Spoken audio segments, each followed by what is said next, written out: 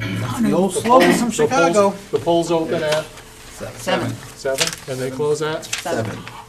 Very good. And There are they- 135 poll workers, a record. No kidding. So, Well, we're still and, getting high and, turnout. and you can vote either at Bartlett or at Goffstown High School. You have to vote in In your district. In your district. Okay, so early, often, Bartlett, And it's please only Goffstown come High once. School, 7 to 7. Please only come once. In my former position, I would take offense to the often part. Be often. It's just what they used to And do. you would be absolutely correct, but we know that there are lots of people who are there to prevent that, if it ever happens. And bring your ID with you this time. Yes, have it out of your wallet and ready to go. We have meeting minutes of October 15, October 17, October 22, and October 24. I I'll guess move I the 15th as presented. move the 15th. Is there a second? I'll second. Any questions, changes, additions, deletions, or discussions, corrections?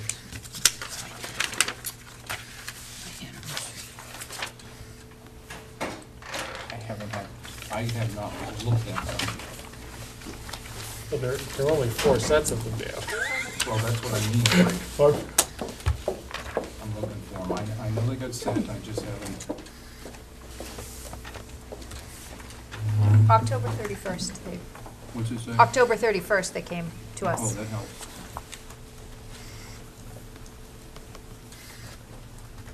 Four sets of draft minutes.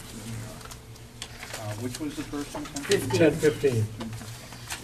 That's wild.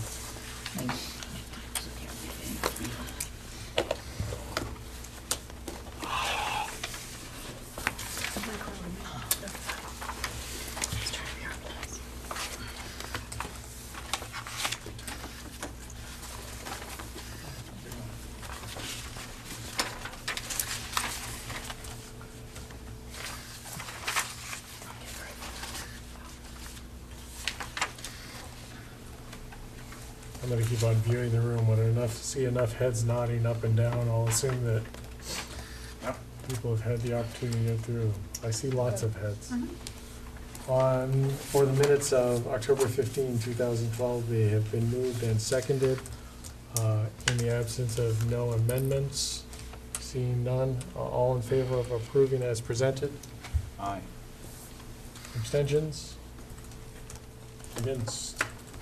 We're good. I would entertain a motion on the minutes of 10:17 of 12. So moved.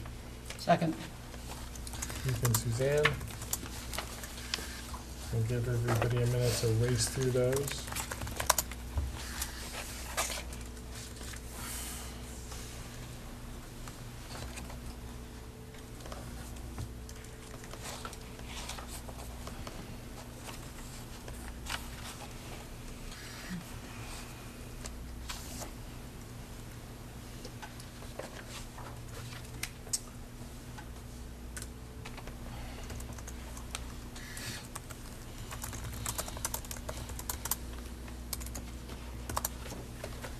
Changes, additions, corrections, deletions, clarifications.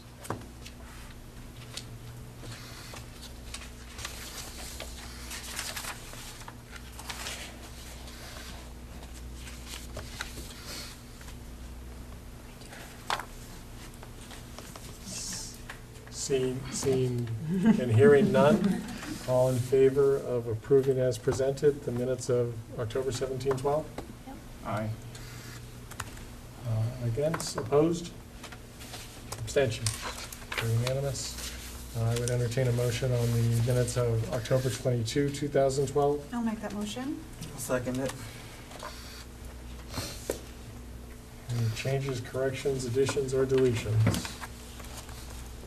We're wrapping up, seeing none, all in favor of approving the minutes as presented? Aye. Opposition? Abstentions? Or abstains? Means I'm moving too quickly. I'll move the 24th. I'll Yes. second it. Ginny seconds.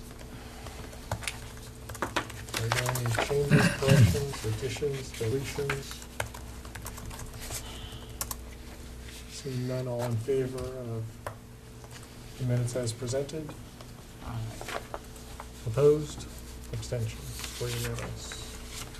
I have one more item in terms of minutes, and I would ask only that the people who are in attendance, the selectmen approve the minutes as presented of the joint board meeting of the Board of Selectmen and the Goffstown School Board on October 2, 2012. I would entertain a motion to approve those minutes.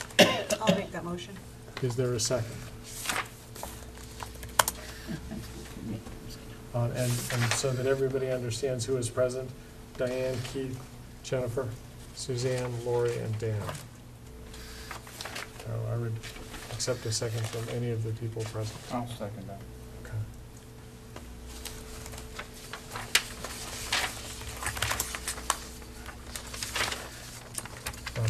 It goes on for 5 pages. I'm hoping that at some point or other, you either had a chance to look at these before you arrived, because they've been kicking around for a little while.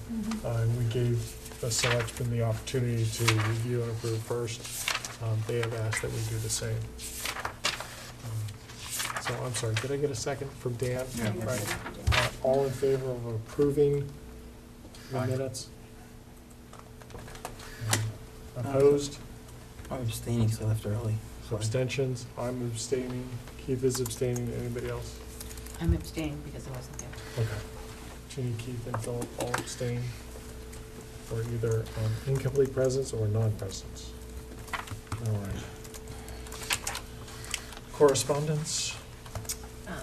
You have a couple of things, a couple of substitute reports, and a letter that I sent to Linda Hatchett, who's the special ed facilitator here at the high school, who won this year's Transition Leader of the Year award through the transition work that she's been doing, transitioning students from high school to adulthood for her efforts and work there.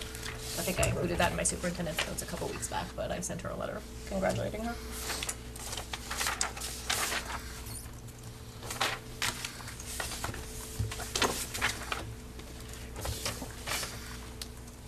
Commendations and good news. I'll go ahead and start. Thank you. Just wanted to take a moment to say hats off to Mr. Belding, our chorus teacher over at MVMS. I was walking down the hall the other day, the 7th and 8th grade chorus was in there, and you could hear them all the way down the hall, and they sounded wonderful. I actually poked my head in and stayed for a couple of seconds. They were really, really good, and so I'm excited for their concert this December. They should be fantastic. Mr. Lee's Tech Ed students just completed a project using Google SketchUp, where they design a house online, much like an architect would, and then they use their design to make a 3D model of it. So they make all the rooms and the furniture and all that stuff. So it's pretty interesting. He was showing me some of those today. The LEAP students have begun selling popcorn on Fridays, and the school body is very excited about that on Fridays, that popcorn time. So for 50 cents, you can get yourself some popcorn, and it's great for the kids. They come around and announce that the popcorn's ready, and they all work to produce it and bag it and sell it. So it's really good opportunity for them to work on communication and life skills and become a greater part of our community. 8th graders all participated in the Firefighters Challenge. It's the 6th year that we've done this. The challenge is a scaled down version of what a rookie firefighter would do for an agility sort of test. Ms. Gillis wanted to make sure that all the 8th grade staff, MVP, the Lions Club, and Christmas House, as well as the Goffstown Fire Department, were recognized in helping to organize and support the event, that all students showed a very high level of sportsmanship, that they were cheering for every 8th grade team and not just their own, and they were all very excited to see that level. Veterans Day Assembly will be held this Friday, and Chief Petty Officer John Freeldon, I hope I'm saying that right, Freeldon of the United States Navy will be giving a brief speech along with our 3 student government president nominees. Student government advisors are working on the turkey trot for this year, and they're hoping to raise 3,000 items. So that's sort of in its final stages, so it looks to be a good time. In sports, boys soccer went to the finals. Unfortunately, they lost to Amherst 3-1, but should be recognized for such a great season. Volleyball maroon team made it to the quarterfinals. Girls B soccer led the league to finish undefeated and became co-champions after their game went into 4 overtimes. Yeah, it was a hot topic the next day, that's for sure. And finally, in cross country, Jackson Brannon and Samantha Lewis have been named MVMS Runners of the Year. Jackson set a new home course record with a time of 11:38. He also finished in the top 5 in the league and in state meets. Samantha and Jackson have consistently excelled as students, leaders, and good citizens throughout the season. So congratulations to them. Thank you very much. From the elementary schools, from Maple. Student council will be collecting non-perishable food items for the local Goffstown food pantry. They've been participating in this outreach program for 2 decades, over 2 decades now. So their collection date is from now to November 16th. And at Bartlett, they're having kids voting tomorrow. Kids will be able to join their parents when they come to vote. On the student ballot are important questions such as president, their favorite type of lunch, and the color for the 100th Day Readers shirts. The PTA will be making popcorn, and voters will be able to get a special flag pencil when voting. And at Bartlett on October 31st, they held their first scramble. Students in grades 1 through 4 were divided into small groups of 10 or less. Each group met with a staff member for about an hour to complete a special activity, and these include science projects, crafts, or storytelling activities. In order to participate, students had to display good behavior and work habits for the month, and this is part of their PBIS initiative. And because of the Halloween parade being canceled, students and staff at Bartlett were still able to dress up in their costumes and parade through the building and around the playground. At Glen Lake, they started their annual canned food drive today. Last year, their 180 children collected over 1,000 food items for the network food pantry, and they're shooting for 1,000 again this year. And the following that went home in the last newsletter explains how they tie the food drive in with their curricula and make it developmentally relevant to their 3 to 6-year-olds. And what they sent home was that they're all very excited about the wonderful opportunity to help their community and extend their math and social studies curricula. What better way to explain and encourage good citizenship in young children than by engaging them in an activity such as gathering food to help support others in our community. Glen Lake's school's food drive is also the perfect venue for enhancing their everyday math goals. Our young students will sort, classify, count, and tally their donations, and as the number of non-perishable food items increase, so will the children's excitement. And this experience helps your child to understand the importance of math in our world. One has to ask, everyday math or math every day? Parents and guardians, you can make our food drive more meaningful to your child. You can have your son or daughter do a small chore around the house and earn enough money to buy a can of soup or a jar of peanut butter, box of macaroni, cheese, etc. Go shopping together and let your child choose an item to bring to school. Although many children are still too young to fully appreciate this experience, the feeling of just doing something nice for someone else and working together as a school certainly bring big smiles to their faces. Thank you very much. Building it from the ground up. Right. Okay, from the high school, I haven't been here for a little while, so some of this could be a little repetitive from Megan and Richard. We had homecoming week, that was 3 weeks ago now, but it was really great. Lots of fun. There were dress-up days and competitions, and then we had a big assembly on the Friday, and just really well run. All the kids were really well behaved, and we had these huge dance competitions that are really impressive. 50 students all together. It's really fun. NECAP and PSAT testing went very smoothly. That was also 3 weeks ago now. They're very well planned by the administration and very well organized, and test scores continue to look good. We had our first homeroom 2 weeks ago or so to pass out progress reports, and that was the first extended one really, and it was well organized, where Rogers provided an agenda for each teacher with topics and discussion questions, because it's more of an advisory role for teachers it's kind of a new role for teachers to be taking on. So far that's looking pretty good. The library is working on lots of great new ideas. We had mock elections here today, and students voted, and they'll be posting the results on the website. They're collaborating with the Goffstown Historical Society to prepare a time capsule. December 2015, we will be celebrating the 50th anniversary of the high school, and so she's working on, they're organizing an archives committee to help record the history of the school. To prepare for this event, they're asking for anyone who would like to serve on the committee to join them, and anyone who has historical documents related to the school to share with them. That's Melissa Mann, the new librarian. She's got lots of new ideas, and they're all great.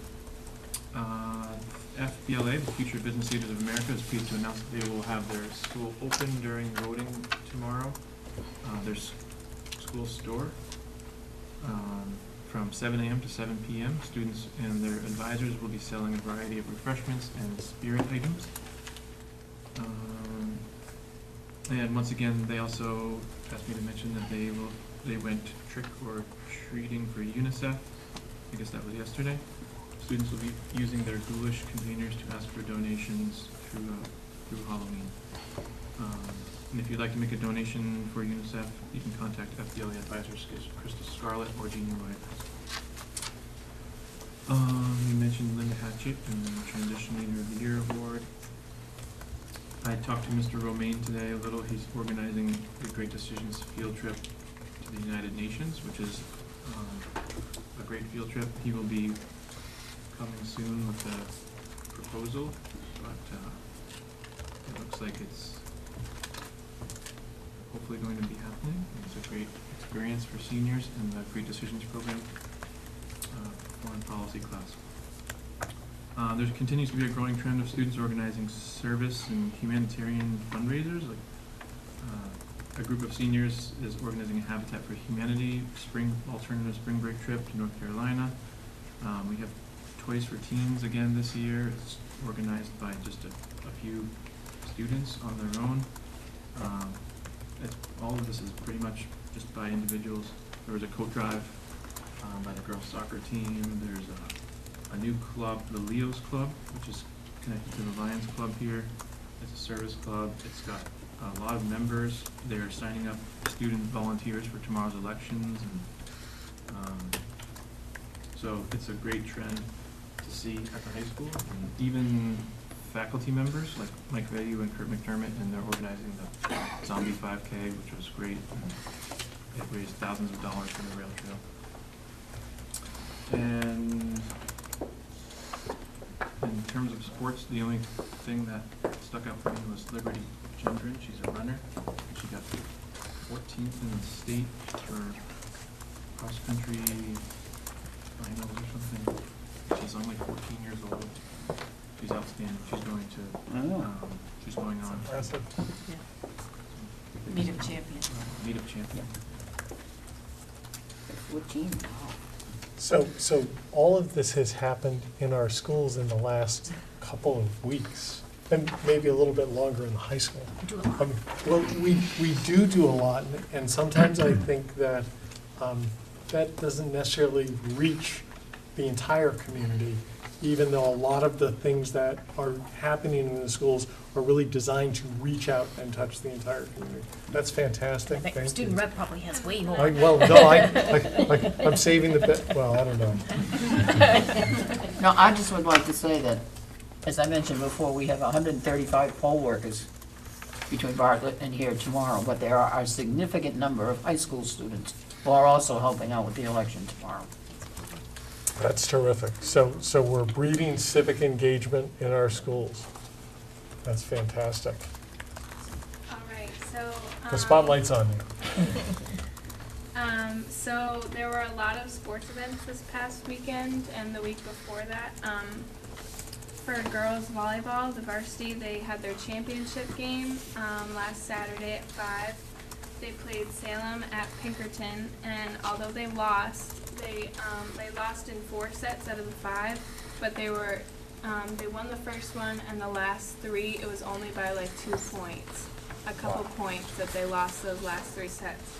So they got second place in the state, which is still really awesome. Yeah. So cheerleading, they won the championship again, which is awesome. I think how many years in a row? I think 4. that's year 4. This is the 4th year. Yeah, 4. That's awesome. Girls soccer varsity. I'm not sure if it was the semis or Final Four, but they had their game Wednesday at 3:30 at Stellos versus Sauhegan, and they lost. But I just wanted to congratulate them for their almost undefeated season. So they just had a really good season this year, even though they lost that game. The hypnotist was this past week, and I went, and it went very well. It was a new show this year, and I think people really enjoyed it. It was interactive with the audience, so audience members got, if they gave in like an ID, they would get this little clicker, and you could vote on what you wanted to see the hypnotist do on the people on stage, and it was really exciting, and it was really funny. So I think that was a positive. I was talking to someone today, and they mentioned Club Interact. I guess it's a group with pen pals for the 8th grade in Mountain View, and I guess that's in progress right now. I think they did it a couple years ago, or they've done it in the past. But he mentioned that it's really helpful in the transition from middle school to high school for those 8th graders who have pen pals. And So it's high school students, high school students, yes. pen pals with middle school students. Yes. It's Interact Club is doing it, which is the student version of Rotary. Yeah. Lots of, again, more community engagement with adult groups, which is really nice. Yeah. He said they have full support of Rotary, and they are getting T-shirts, I guess. For student council, this weekend, starting Friday, they're going on their Waterville trip, which is an annual trip they've gone on for a long time. And I've been talking with a lot of people on student council who are going, and they're really excited. I guess it's a really great weekend. They do a bunch of interactive activities, and I think there's a cruise or a dance, and they just get to meet a lot of other people and talk about how they run their student councils. I got an update from NHS Tutoring. I guess it's going really well. They have a lot of people who are working with tutees, and it's going really good. So kudos to that. There's a new club called Not Your Average Music Club, and I forget who is running that, but basically it's to help students who really love music. They can learn more about it, and they actually help make an album, which is pretty exciting. For Jazz All-State, Molly Goldstein, she auditioned and she made it, so that's really exciting. Congratulations to her. And for Meet of Champions this past Saturday, Andy McGibbon placed 44th, so he's 44th in the state, which is really awesome. Thank you very much. Lots and lots of good news. So. Ginny? I'm really sad. I don't have children in school anymore, and I miss going to games, so you have to excuse me. But What about the couple? I recently went to a girls' soccer game playoff and a boys' soccer game playoff. Both very exciting games. The kids played really well, and it was really a nice social atmosphere for the fans, and so hats off to them. And actually, Saturday night I went to the football game at St. A's, and there were a jillion people, and it was a very exciting game. They did lose to Sauhegan, but was very close. I mean, went back and forth, back and forth. It was really exciting, and it was a big Saturday night out. There were a jillion people there who didn't necessarily have a connection other than something to do on Saturday night. So, yeah, and it was very impressive. Their field is beautiful, and I was glad that our kids got to have a big night out under the lights. It was fun. I do want to kind of do a hats off to, pardon me, but Brandy Mitroff at the New Boston paper. I'll send these around to people. She actually, instead of just putting something in the paper, she actually did some research, talked with some students and teachers, and the title is Positive Changes at Mountain View Middle School. If you haven't read this article, please do. The kids, it talks about, students are talking, and she went to the school, she talked to parents, she talked to teachers, she talked to students, and my hat's off to her, because we haven't had that kind of people who actually go in and research and have facts and write an article. Also, if you look in the back, every week, every month, they put this out. And there's 2 students from the high school who write events, what's going on, and there's 2 students from Mountain View. And they write some really exciting things about what's happening at Mountain View, as well as the high school. And their spirit is very positive.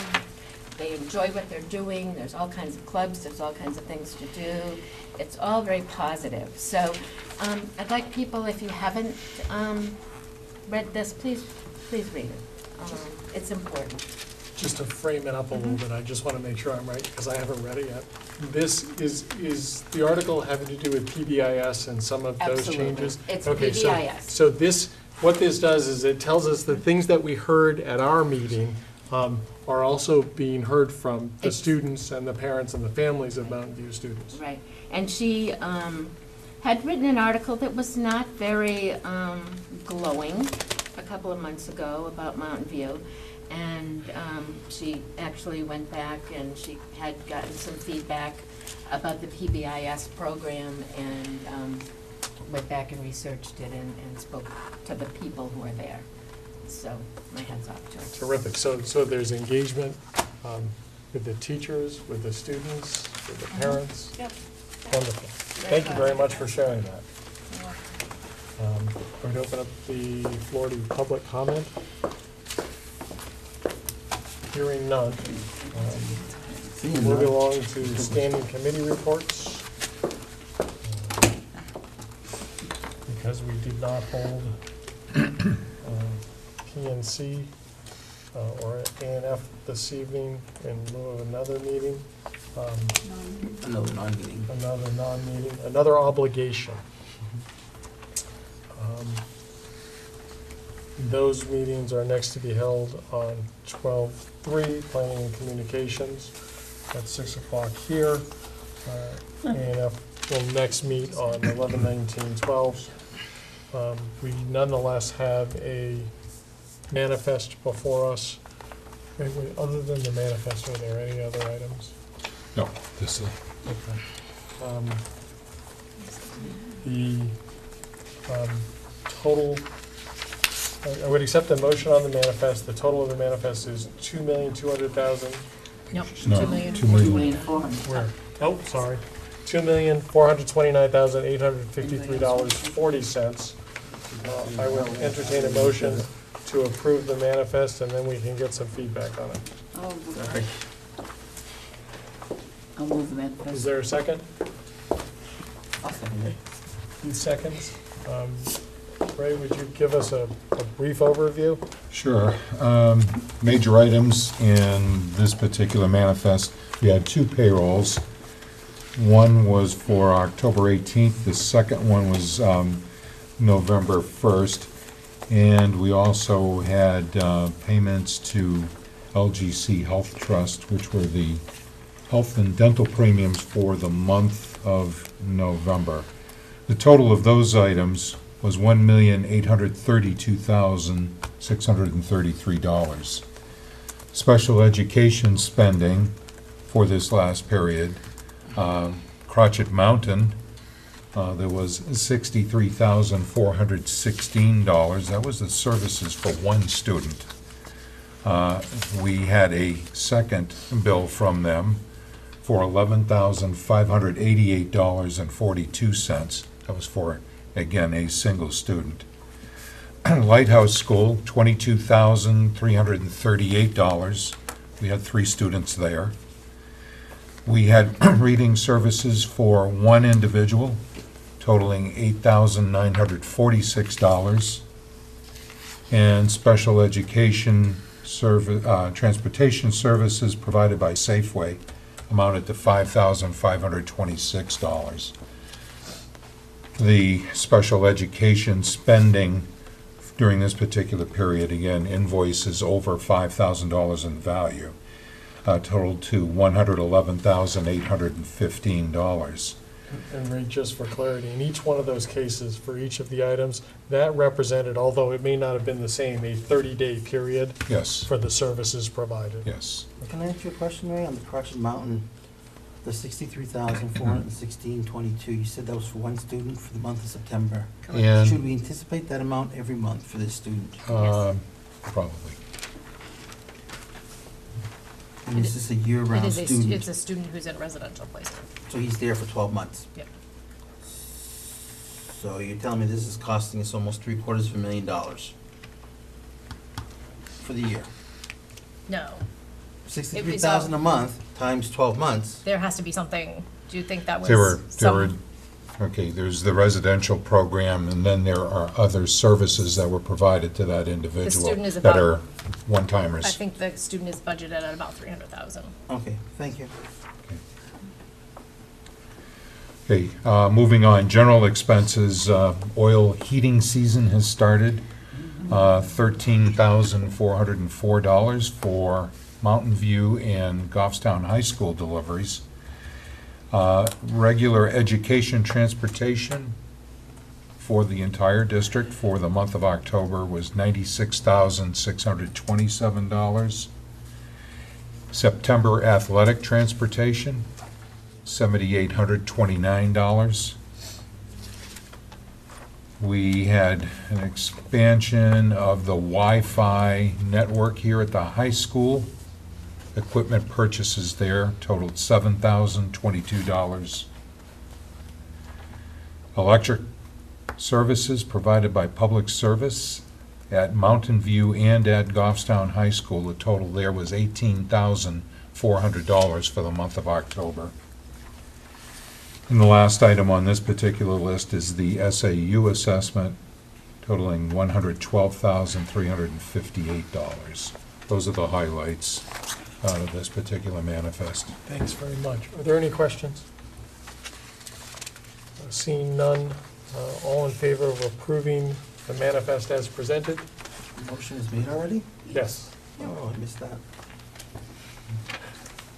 Opposed? Abstentions? I'm going to abstain because, as I mentioned, I'd like to see the detail before I vote on it.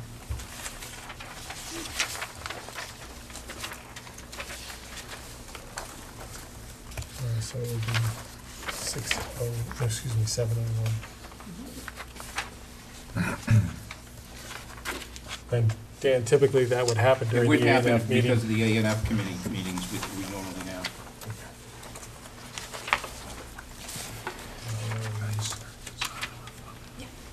C&E meets again on November 26th, 7 o'clock at the SAU. Ginny? Yes, and that will be our beginning of the year meeting, which will talk about where people are in the year and where we're going ahead with all of our programs from preschool to high school. Possibly the gap as well. So it's a good meeting to attend it. I have also sent out invitations to New Boston and Dunbarton school boards, inviting them to attend that meeting as well. Okay. Thanks very much. Budget committee report? Budget committee hasn't met since the last time the school board met. But I can tell you that we are scheduled to, Parks and Rec, Admin, and Police will be presenting their budgets to the Budget Committee this Thursday, the 8th. On the November 13th, we'll be hearing Library, Fire, DPW. Thus far, the dates for the school are to present are November 20th, 27th, and if necessary, the 29th. And if they work on schedule, the plan is to start deliberating the school budget on December 5th.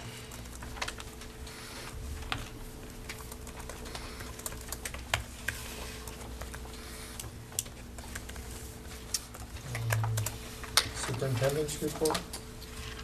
Just a couple of things. We canceled school Monday and Tuesday because of weather, so Monday was one of those. We had a conference call on Sunday night at 6, and it was, the storm's coming, should be there around 2, give or take some time, and clearly the governor made the decision that he wanted all people off the roads at 3. It was, if it came in at 2, if we had an early release, it doesn't give us enough time to get kids home safely by that point in time, so we did end up canceling on Sunday, knowing that it was definitely coming. This was not, it was not coming. If I had a crystal ball, could we have come to school? It was a hard call. I left the SAU office about 2:15, and it was pretty windy out. So the notion of putting first or second graders out on the street, leaving buses at that point in time, makes me a little worried.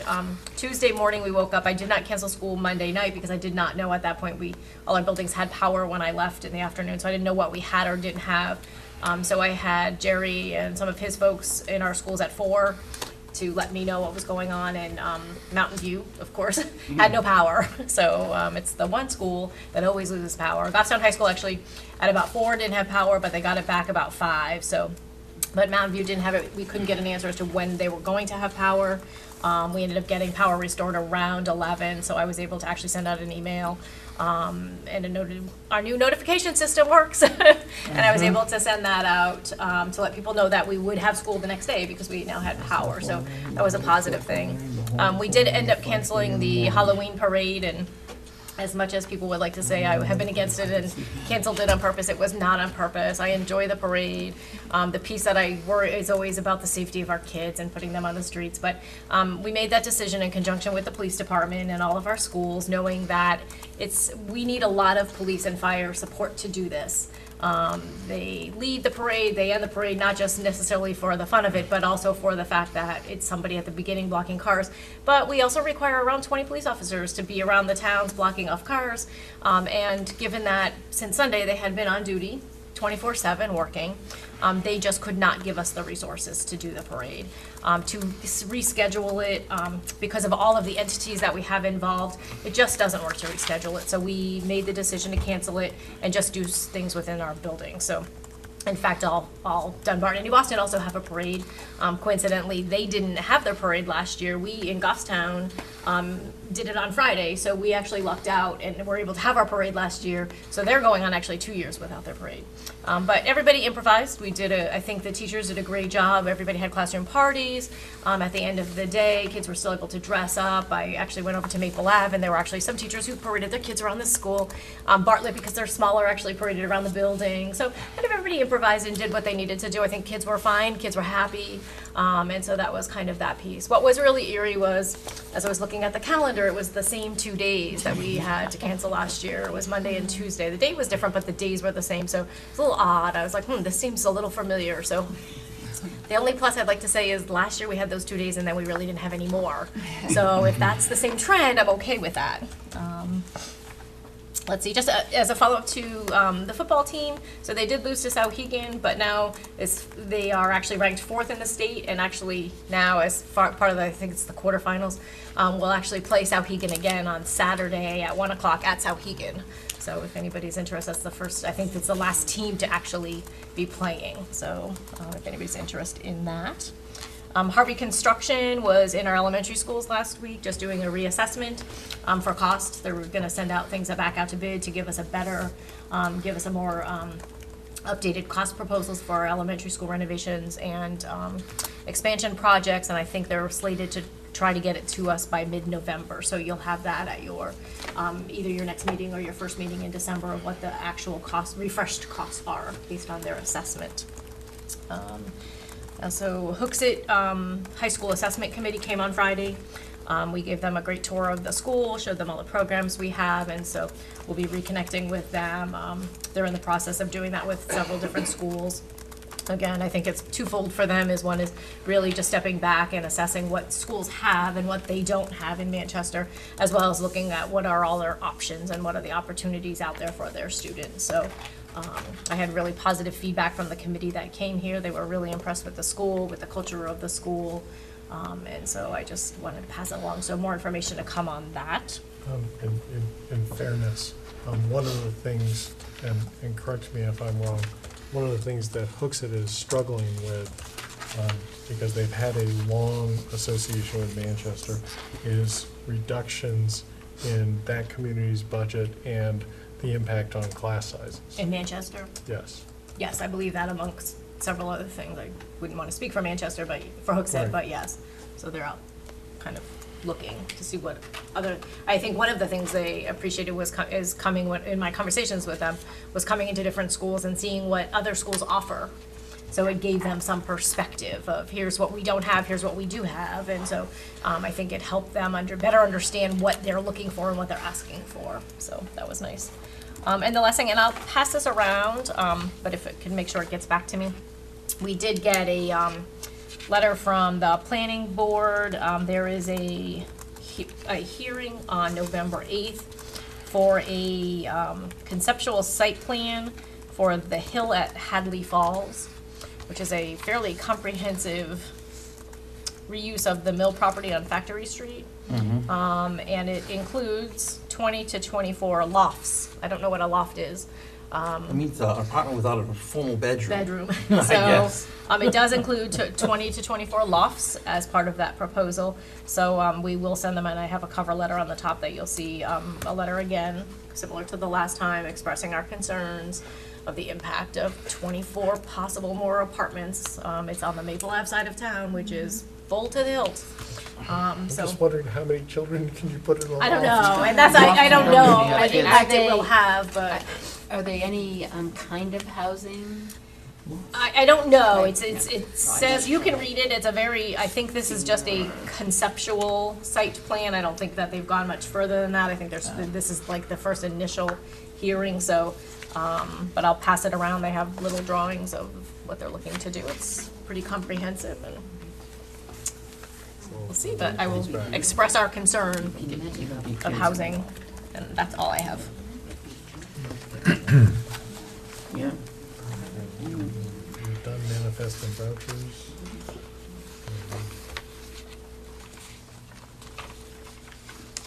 If people will indulge me, I'm gonna take some things out of order. Lori, the policies that are second read, Yes. can you give us a cursory reminder of what we've done and where we're at? Yes. Actually, I'd like to start with the last one first, CB-R.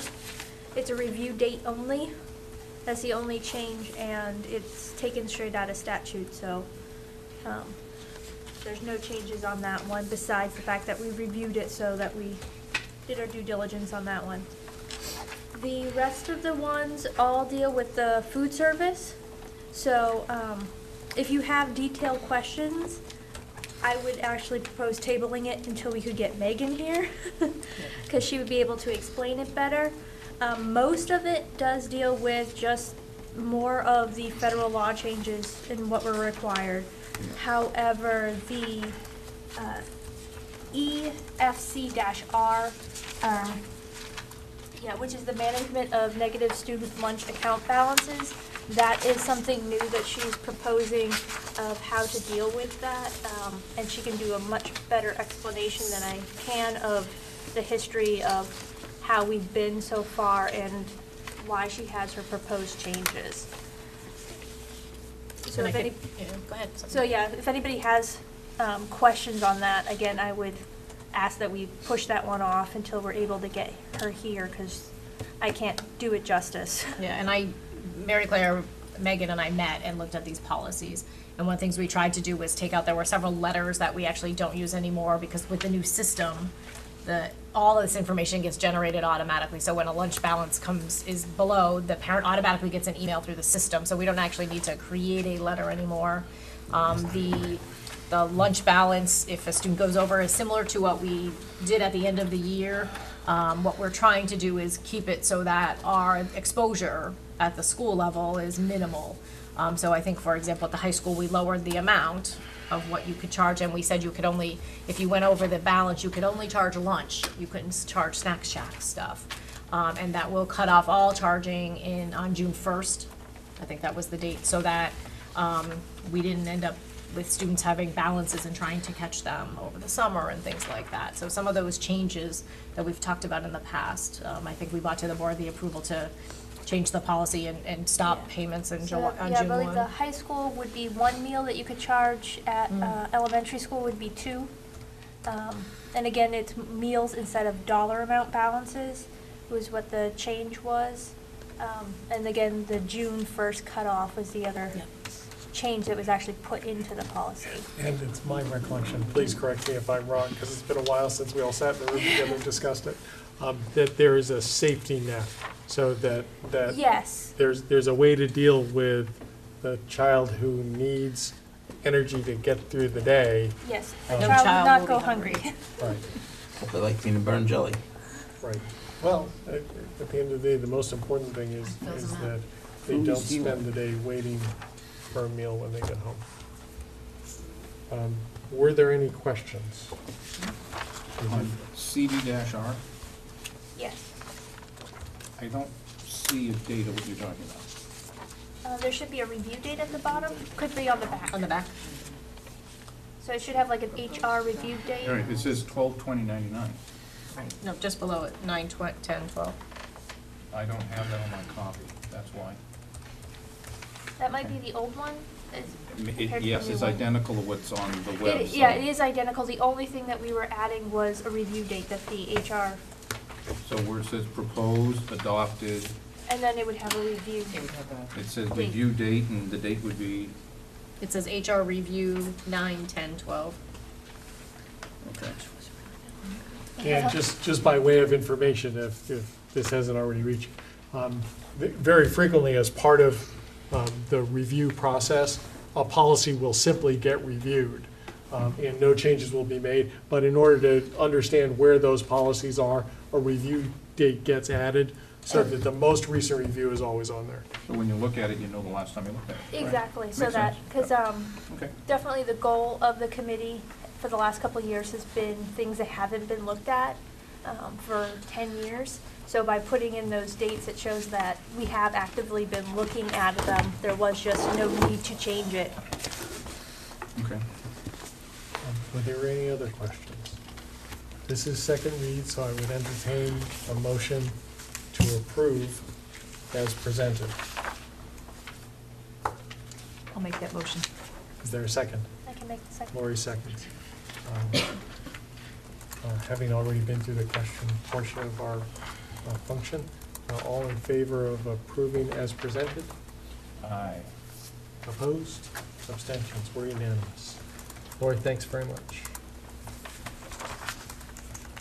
All right, let's go back up to the top. Honeywell Phase 2 proposal discussion and adoption. I'm going to add adoption if you wish. So Honeywell has, Jim Lucy was here twice to present the proposal, and we're looking for the board's either request to go forward with it or let it die. Can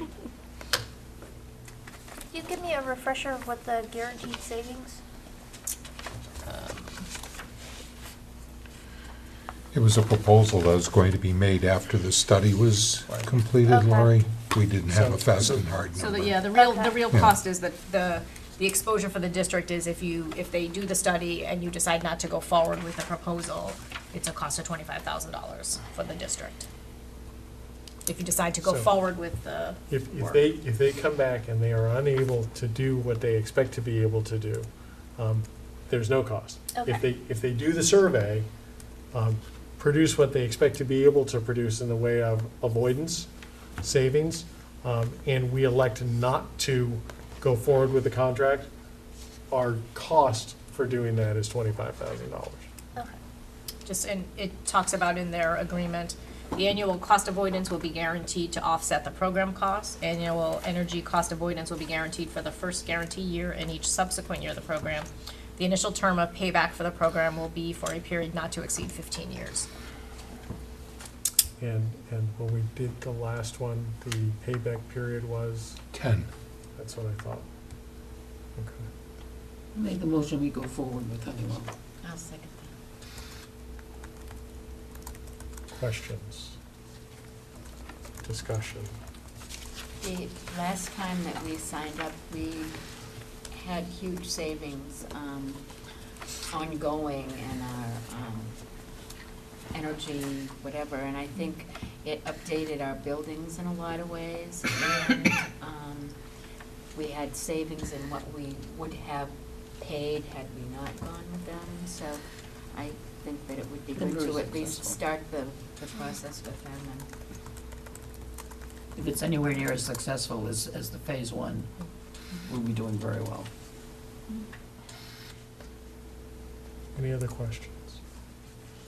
I would make, or I try to make a thoughtful observation, is that your payback period, again, if we did the majority of things, and this is more theoretical than it is actual, because I'm not in a position to do actual any more than anybody else is, but if you look at the things that we did in order to realize the benefits in the first 10 years, one would have to believe that some of those changes are going to continue to benefit us going forward, and therefore the incremental changes, the additional things that we can do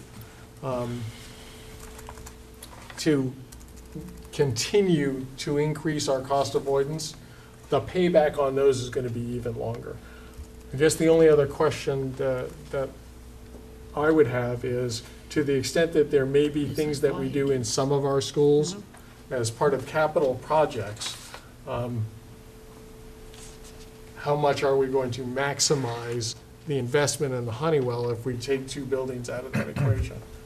And I don't know that those are things that are easily answered today. Maybe they are. I think our initial proposal and conversation with them was not to look at Bartlett or Maple Ave, Right. because Bartlett, the majority of it's coming down anyway.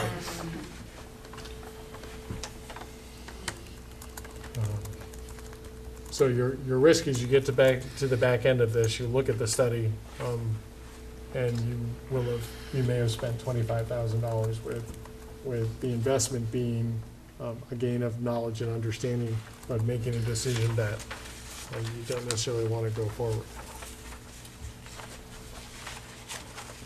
What did you mean when you said the payback would be longer? I don't. In order to realize the benefit of the contract, You're saying based it's upon gonna cost take us more avoidance in our years. the first contract that we had with Honeywell, the payback period was 10 years. This is 15. So it takes a greater amount of time in cost avoidance savings to realize the benefit of the investment. So our ROI Yeah. has gone down by a third. Either, and not because, that's not necessarily a bad thing, it simply is it may just be an artifact of the incremental things that we can do to improve our efficiencies. And I think the And ROI, by the way, I'm speculating, I'm taking a swag My at this guess- and just looking at the numbers. My guess would be when you did the first phase, and I don't know specifically, but it was a lot of things like lights and Right. really Right. small Exactly. investment items. I think this phase is really looking like, at some of those things, but probably more larger of the DDC controls, those kinds of Right. things, so. I think what they had indicated is that if they couldn't make it work in 15 years, then it wouldn't be part of that. But nonetheless, it would be savings. So, I got my 2 cents in. Anybody else? What are your thoughts, Ray, from a business person's standpoint with what's been presented to you? Yeah, I think the low-hanging fruit was grabbed with phase one, and that's why we had the quick turnaround. The 15 years, there's still a number of things that can be addressed inside this building Mountain View, and we would also be looking at Glen Lake. Any kind of a program that covers itself cost-wise through avoidance makes sense in my mind. Because if we look at that, the cash flow doesn't, the worst-case scenario is the cash flow doesn't change. Right. We're much more efficient. Which is We've why got we're. new yeah. equipment, and we've got all the new stuff, so it's just. Which is why we wanted to do this now, so that they would be able to get it done before those budget dollars ended. So you would be really replacing one with another. Just me looking to do it in the winter too, when we're using. We can assess it. If there are no other questions, there's a motion on the table, right? Yes, We it got is a a motion. first and a Yes. second. All right. All in favor of the motion as presented? Aye. Opposed? Abstentions? We're unanimous. We will Thanks get very in much. touch with them as we go along.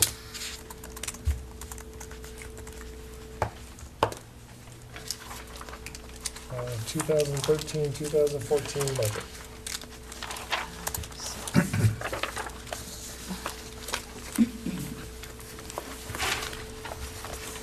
So you have,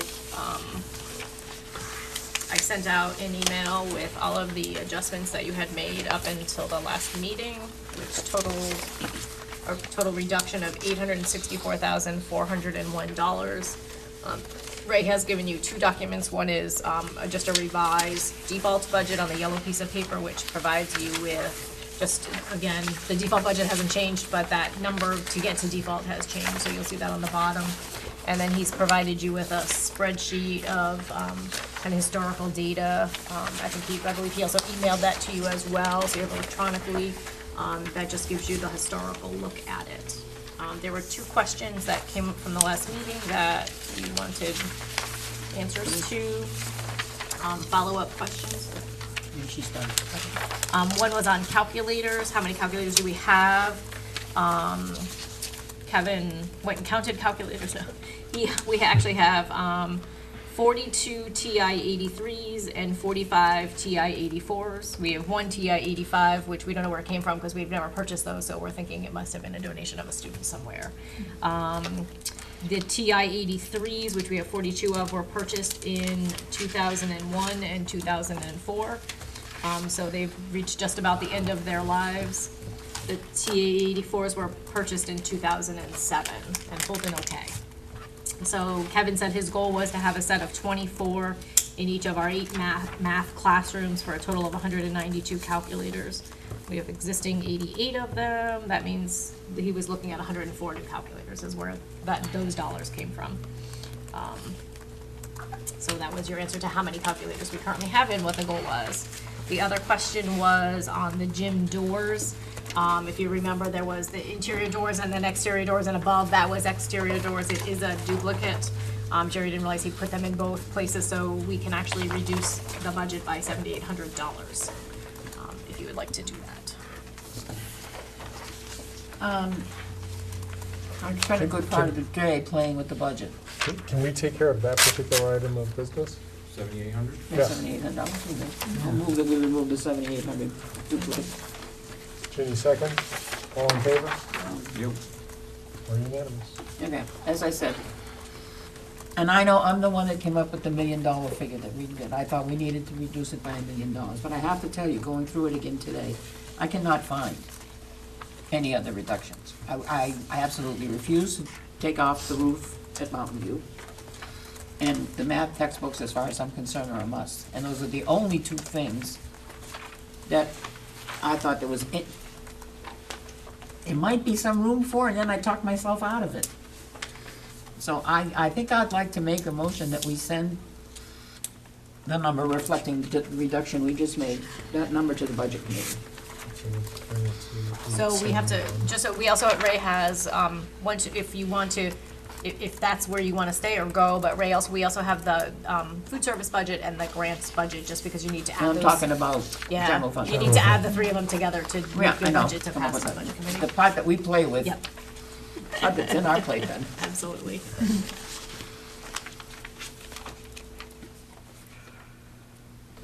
So having said that, can we get a grand total that includes The easiest thing to do might be to go to the default worksheet. Okay, Everything is pretty much summarized there. everybody has one? Good. The detail is also in that electronic beast, the Excel file that went out to you earlier today.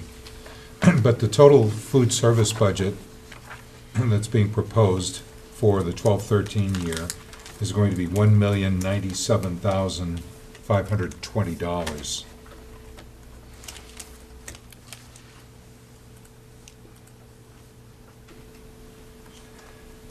It represents a 3.5% increase over this year. And the changes, again, primarily are associated with food costs, with the new legislation that's coming through. It is driving costs up. Again, the food service fund is an enterprise fund where we can only spend what is actually brought in on the program. So it's a self-funding program. There is no contribution to it from the general fund.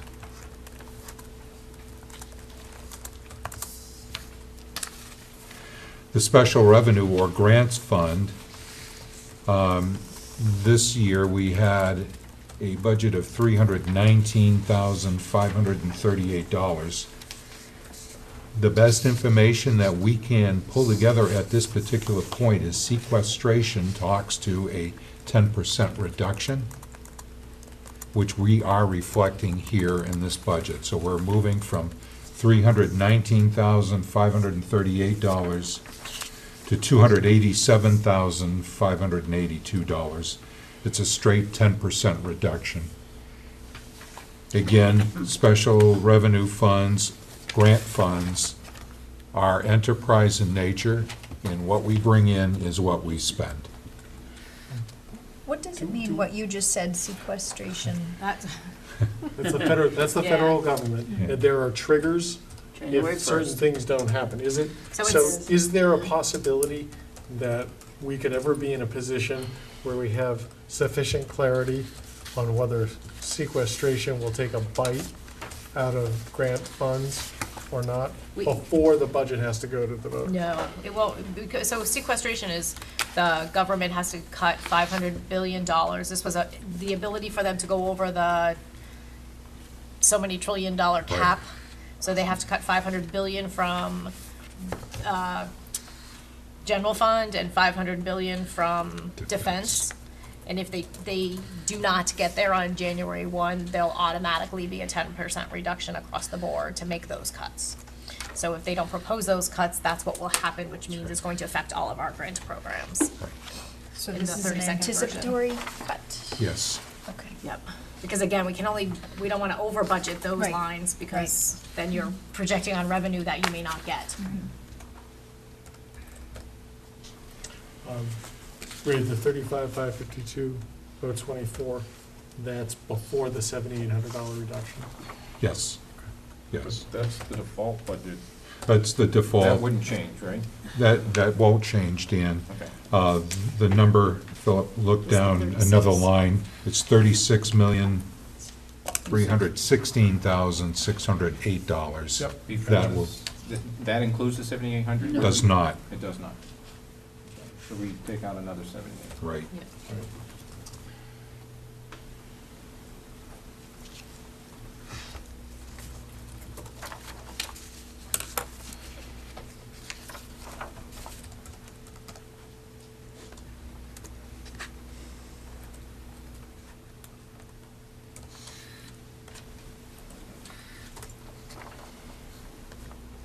So that's 37,693,910.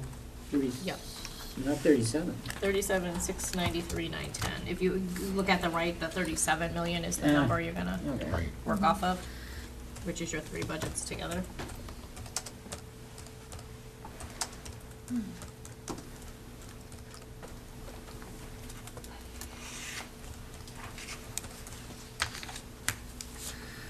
Realizing that the grants and the food are both self-funded and have a stream of revenue associated with them, Correct. correct? Right.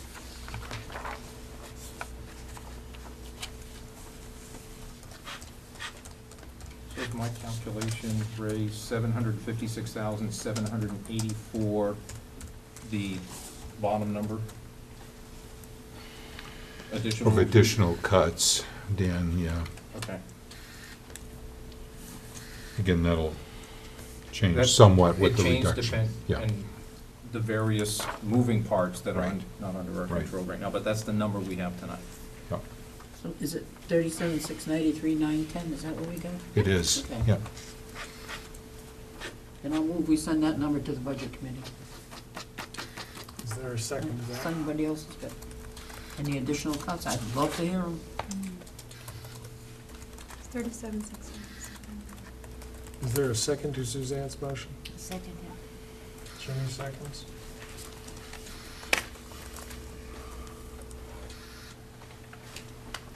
I'm having a tough time with the number just because I know we're not getting it.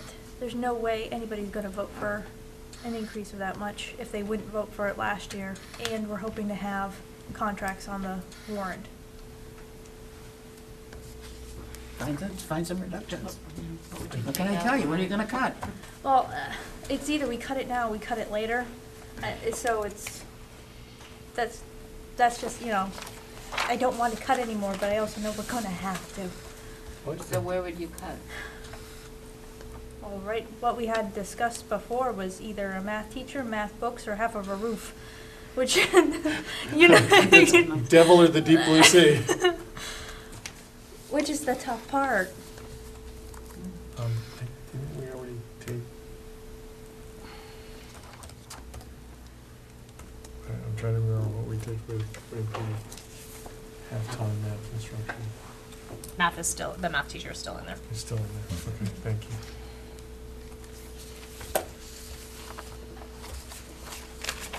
You know, educationally, I think the roof is the only, although you can't learn if you got water bouncing off your head. But, you know, I don't wanna make the decision to weaken the educational system. If the voter tells me I have to, then I'll do it. I won't be happy, but I haven't been happy for the last few years anyway, so. But if the voter says we have to do it, I think we should put forward what we feel is best educationally for our school system. And if the public doesn't agree with us, they'll let us know. Here's, I mean, the interesting thing about the roof is, I think we talked about it enough so that we know where the risks lie. And the interesting thing about that is we could find ourselves in the unenviable position of going to use dollars that we don't have and that we didn't budget for. And, you know, we've all crossed our fingers, but I think everybody out there who owns their own home and might have replaced a roof knows that at 25 years, we all have our fingers crossed. And we've already done some repairs. And I would never try to make a choice between those two things, because for completely different reasons, they're both equally important. You know, Although I might choose to get wet before In that vein, if we put a number before the voters, that the voters bring down, that they don't feel is palatable, and then we get into that enviable place, then we're even that much worse off. See what I'm saying? And that's a big risk. I understand where Suzanne is coming from, I know where Lori's coming from. Is this committee amenable, if this is a number you want to send to the budget committee, in order for the budget committee to start their work, because they have to start their work, I don't know when they're gonna start their work, you were It's Mm-hmm. December mentioning. 5th. the vote. December 5th is when. Yeah, but they need a presentation at some point in Right, which the time. dates were the 20th. Right, so the only other 27 and time the for us, 29th. the only other time that we would meet, that's a scheduled meeting, would be 2 weeks from tonight. I am not prepared to offer anything additional tonight, because what I like to do is statistics on the numbers. And Ray got us the numbers today in an Excel format that's it's much more easy to do statistical analysis. But I am not against sending a number to the budget committee in the vein that we are gonna be able to see it again. I'm presuming that we could see it again prior to its actual submission. Well, it's gonna come back from the budget committee. Yeah, because we always have that before it goes actually on the ballot. Right. And while they're in negotiations, Diane would be bringing us something, quite potentially say, this is what's going on at the budget committee. And we could hammer it out at that. So I do I think the just budget that clarify, we you need don't to get it present back to from the the budget We committee. don't, yeah, we I don't, think, all right, we got three people talking. Who's going? go ahead. So I think that the number that we do present to the budget committee, I think we need to be able to look them in the face and say, we are sincere in this number, we have deliberated, we have taken good care, this is what we are recommending based on X, Y, Z factors. Because if they're, then we're going to ask them to take the time to look at these numbers and consider them. I think we need to have our backs behind them, or that's my personal feeling. And that's not to say that we wouldn't look at them again, because that happens. There's always a dialogue after, the budget committee comes back, as you know, where, though, we think this should, be, and then we deliberate some more. But I think for the purposes of this tonight, I would like to see our committee be sincere in the budget that we sent forward to the budget committee. I'm sincere. Yeah. Just real quick, the only reason I had made that comment is whether I could support the motion or not support the motion. In the vein saying that's a sincere number, I can't support the motion tonight. And I can't make a motion, I don't want to make a motion to amend, but if that were the case, I would say let's go for half the roof. I think we have to bring it down to get any shot that the community will support it. And what's running through my brain is what I said before. If they come to a default budget and we have to replace half the roof, that's $100,000 less. If we can get a little bit over and pass it, then we've got the money already there to do it. And that's the number I'm coming to. I don't know what the magic number is. The magic number may be 200,000, maybe 300,000. But Lori has said that I think we were looking at 750,000. That might be a little too much to swallow. In the event that we get a GEA contract before the voters, in the event we get a GESS contract in front of the voters, and in the event we get a request to support the elementary school facilities. I think that's a big number that I can't actually believe is going to be supported. And so I'm having a hard time with that at the moment, in that vein. So, yeah, in that vein, it's where's the compromise that we don't get default is what I'm worried about. That they look at it and say 750,000, no way I'll take default. So, But by giving it to them now, there's an opportunity to discuss compromise. I mean, the budget committee, the makeup has changed a little bit. It's a different committee. And quite honestly, I think there are people there who will understand that we've had several default budgets in a row, and sooner or later, it's gonna start to really show badly. well, you can see that already, trying to figure out what. Exactly, You're losing on, exactly. you're losing And, some you room know, for some books. You can only make a reasonable case and hope reasonable people are listening to you. If they aren't, there's nothing you can do about that. And then you have to back it up really with educating the public of what you're asking them for. If you just put a lot of numbers out there and say there's increases of this and increases of that, then that scares people off. But if you really put numbers out there that says, look it, this is what we need and this is why we need it. And this has been the history and now we're here. So I think a lot of really good education has to come in with that budget too, instead of just flying numbers around that's more or less or whatever. A number means nothing to people. What you really have to put behind it is the reason that we're at that number, You have to do really good education because the number is what people are looking at right now. Oh, absolutely, you're right. I just wanted to clarify because I don't vote, so I've never seen like a ballot for this kind of thing, but when voters go to vote on this, do they just see these two numbers? Yep. Like they don't, unless they go to that deliberative session, they don't have any background on what the budget means? Absolutely. Well, we do send out information Exactly right. sheets. Okay, that's why. Yeah, but on the ballot is a Can warrant read article them all with forward, the yeah. budget number and then the default number. I'm looking for my quote based on the budget committee meeting, and unfortunately I don't have it. But as a paraphrase, it was an eye towards frugality, but they wanted to know from us what we needed. Is that, that's a very close, it's not a quote, but it's the vein. Is they wanted us to be conservative and be frugal, but they also wanted it to be an honest look at what we need. And quite honestly, I think when we do send our stuff over, we should send over the numbers we started with They get and a that. list of things that we eliminated. They get that.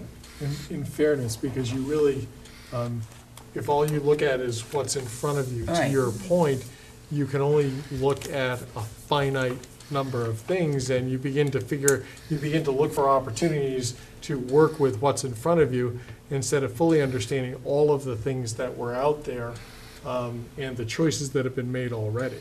And I think we need to start with Stacy's teacher presentations, and then what she cut out of those, and then what we cut, and so that they can really see that, you know, we didn't start out with this number. This is a number that's come because of cut after cut after cut, so that it's a, you know.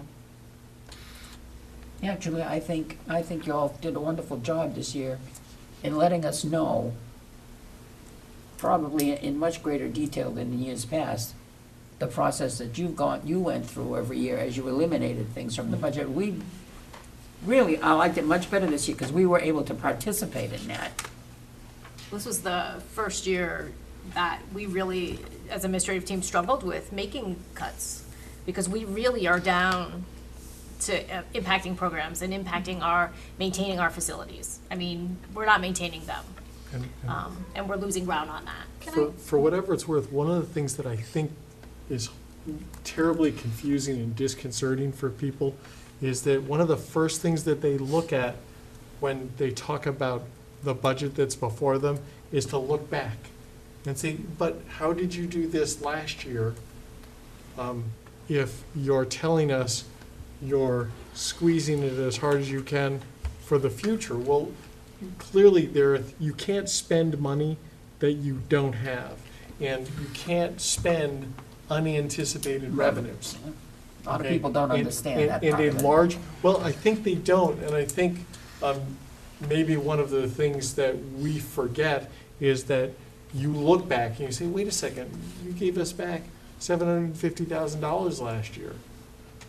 How can it be that you're now telling us that you're budgeting very closely? And the answer to that That is is actually very pretty close. simple. And by the way, those unanticipated revenues go to one place. Yeah, back in general fund. Statutorily, It goes back to the state. right. They allow the town to build a $4.7 million reserve fund. No, the town Well- actually can't take our own reserve fund balance and use it. They have to. that They has don't go have to back No, give the it to town can us. They don't have to Right. give They're- theirs. They don't have to give it to us. Right, they don't have, Yeah. In fairness, Their little in fairness, account. the selectmen didn't take money from the school No. district. They simply made a decision based upon the magnitude of our return, and said, instead of returning money, we're gonna put it in our reserve fund, which is fine. The community still has those monies to use as the community sees fit on the town side. They don't have them to use on the school side, simply because that's not where the dollars exist. I suppose if there were a dire emergency, we might figure it out. I believe we have access if there's a dire I emergency. believe that we do. But let's not create dire emergencies. Right. Let's budget responsibly. So there's a motion on the table. Dan No, has it's not, this it's on the floor. on the floor. If it was on the table, it would go to sleep. Okay. Good thing you got Susan. Ouch. Right? Dan's has a, Would I make that a formal motion to amend it? has a $100,000 suggestion on the table with regard to a specific item, the roof. Dan, if I misstate, please correct me. That is correct. That has not constituted a change at this juncture.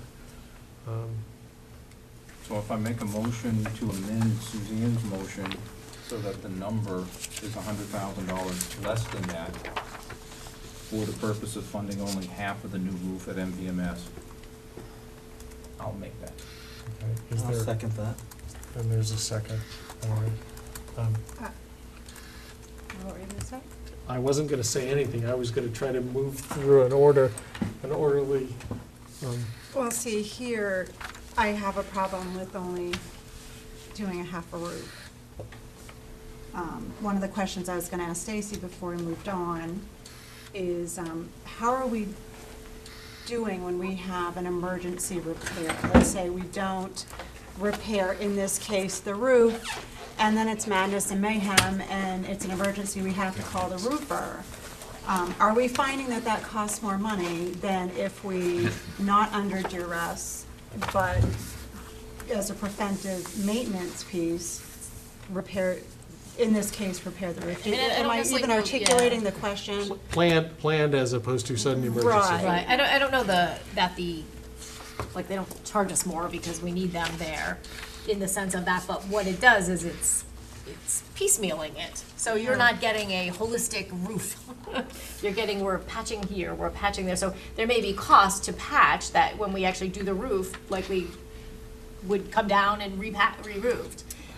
So it's doing it piecemeal versus taking a holistic look at having a roof for the next 25 or 30 years. And that's the other side of my issue with doing a half a roof, and I'm not saying that this case absolutely exists, but I will say that my experience is such that it costs less to bring a roofing company, in this case, onto our roof once than it does for them to have two individual trips when they're up there. It's kind of like we were talking about, like the flashing on the side, you know, when the roofers are up there, apparently they're set up to and do it, as opposed to, you know, different jobs. And so my sense is, if we are going to go through the trouble knowing that we need to replace the roof or, you know, fix the roof, that we just do it,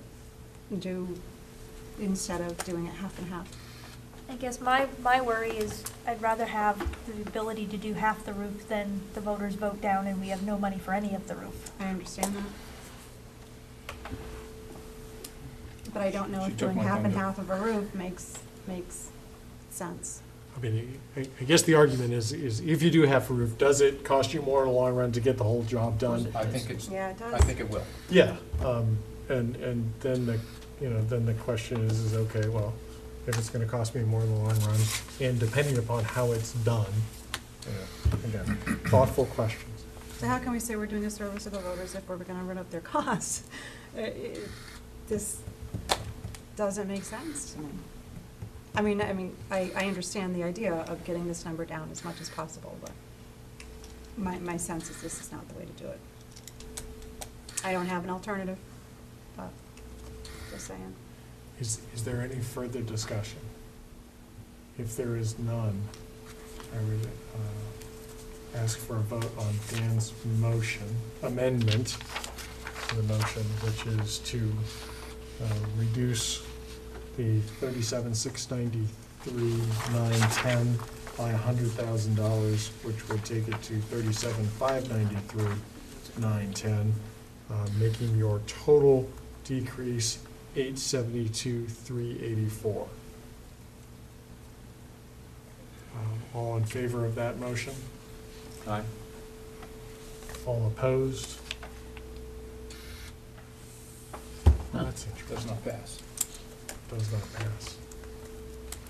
Which takes us back to Suzanne's motion, which is to put $37,693,910 as the board's budget number before the budget committee.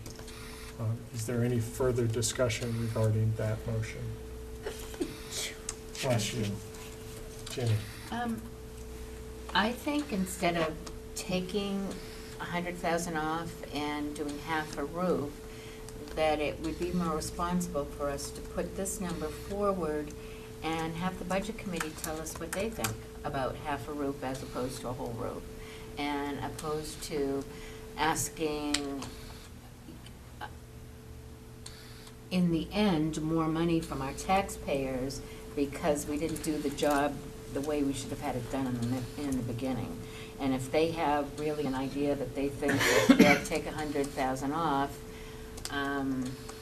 because, you know, that's next year where you can figure out the rest of it.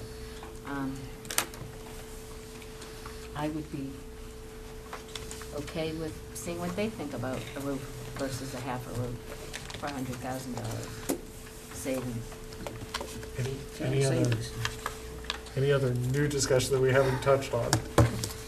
Lori, go ahead. All right, I'm leaning towards voting to at least get a number to the budget committee, but I would expect that I will be bringing up some more hard cuts later on in order to try to get something passed by the voters. So just, I try to point out, so you don't see the budget again. So you pass a budget to the budget committee, who brings it But to we public have, hearing. we have options at the hearing. A deliberative session. Yes, that's what I'm talking Yep. about. All in favor of the motion as presented? Opposed? Or nay, rather. Abstentions? So we are 5-3.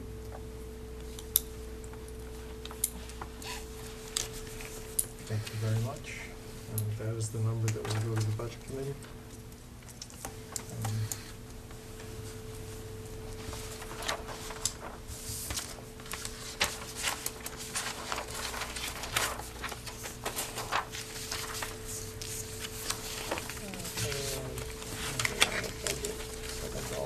Elementary Building Committee.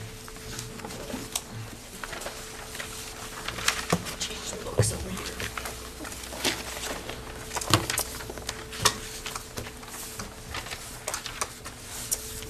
So as part of, as I discussed earlier, Harvey Construction, who is the construction firm the board approved moving forward with, has been in the schools to revamp our numbers. At the last board, or actually at 3 board meetings ago maybe at this point in time, all time flies, the board approved appointing a new committee to continue to move on with the project, to start advertising and getting the word out.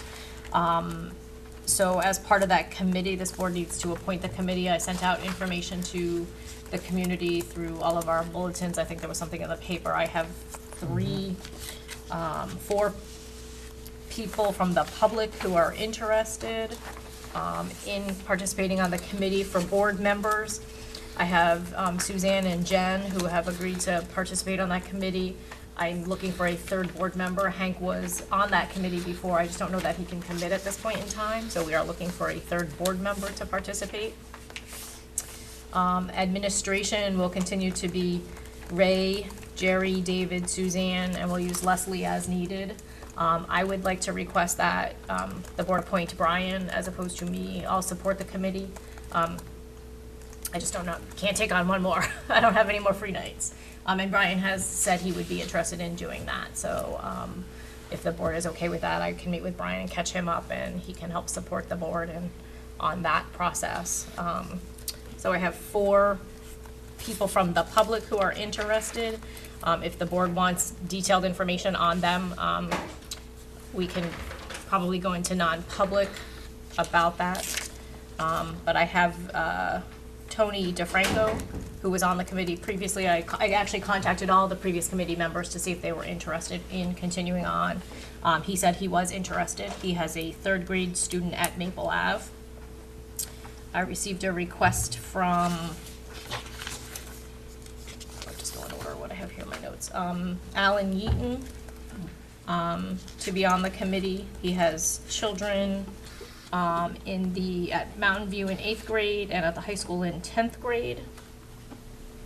And I have his resume here if you want more information. I have an application from John Reel, who is, has a student here at the high school who is in 11th grade. In his application, he did state that he was part of the Goffstown Kindergarten Building Committee for a short period of time. I will also mention, I'm not sure whether it's a conflict of interest for him. He is the chief estimator for Ekman Construction, which was one of the bidders They were one of for the the project. So I would just put that out to the board because it was in his application, and it is something I think the board has to consider. And I have a request, or an application basically for, from Ben Hampton, who has no children in the district.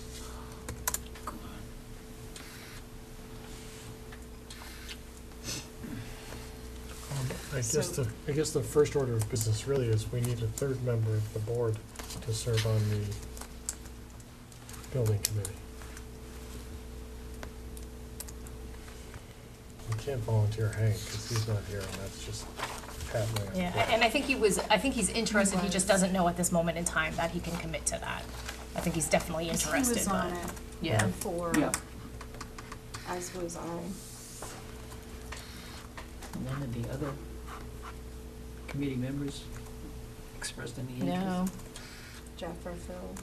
I know they said they. no, they both had changes in jobs and just can't get here. Can't commit to it.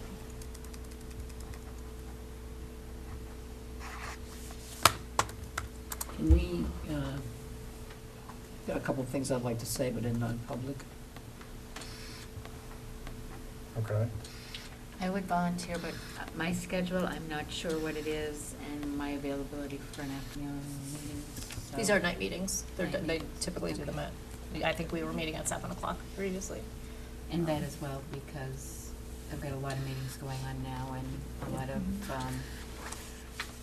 family care needs that need to be taken care That's of. this back down, Stacy. That's the project. You're nicer, sorry.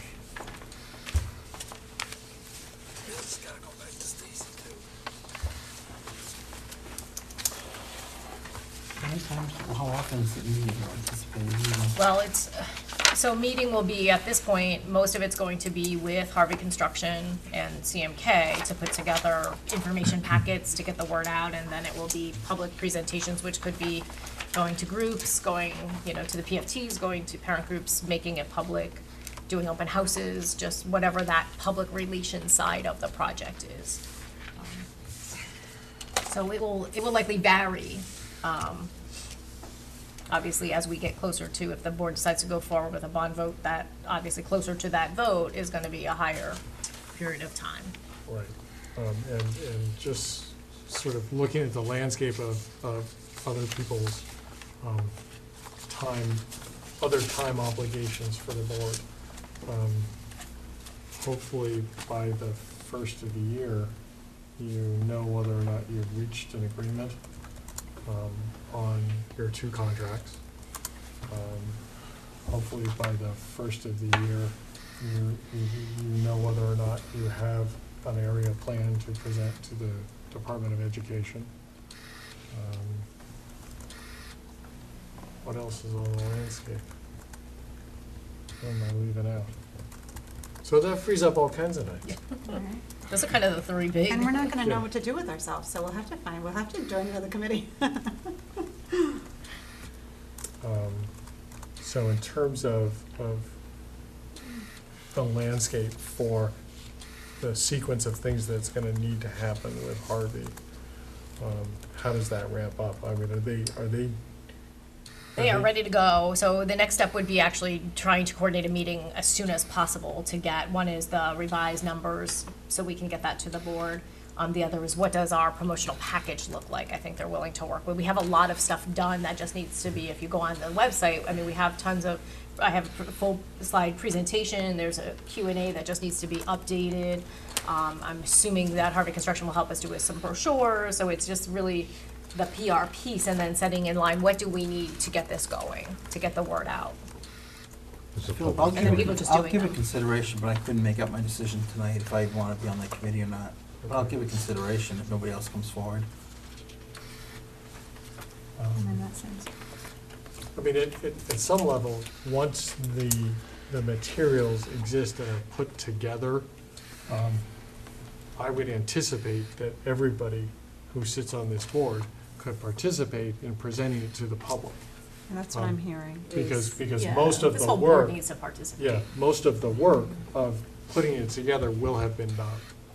You know, then it's a question of becoming sufficiently familiar so you can speak to the things that we anticipate people will ask about, which will be need, value. I think are probably the two categories that are going to be most important to people.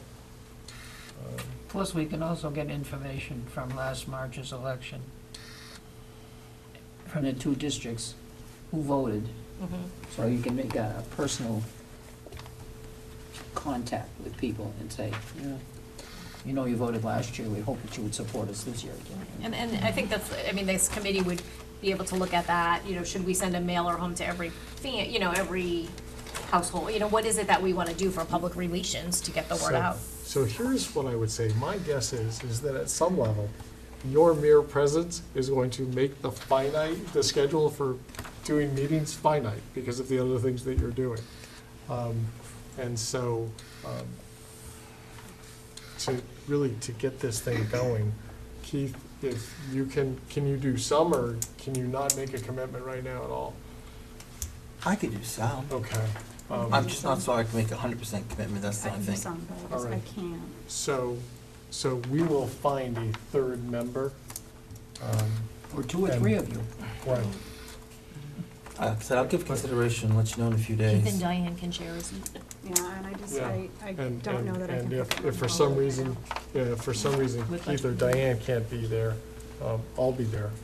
And then because Hank really has done a bunch of these things, and is very knowledgeable, and to the extent that. If Hank wants to come back, And I I'll think give he him wants the to, seat. I'll like, give and him I the think seat. it's if he wants to come interesting, back. just to, Because when it I spoke was- to him, he it just was the wasn't sure three that he of could us. commit.